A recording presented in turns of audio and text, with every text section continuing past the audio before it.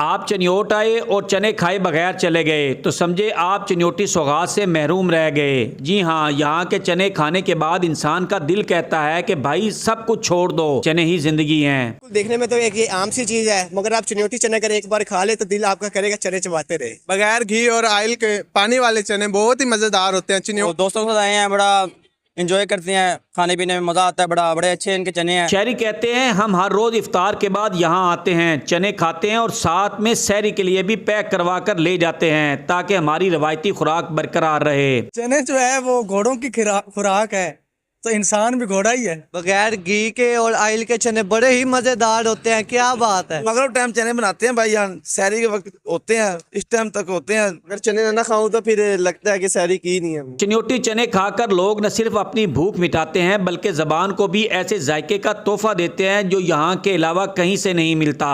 मैंने तो चने खा लिए, लेकिन बस अब मसला यह है कि हाथ धोने को दिल नहीं कर रहा। कैमरा टीम के साथ हमीर उमर चमन, ARY न्यूज़ चनियोट।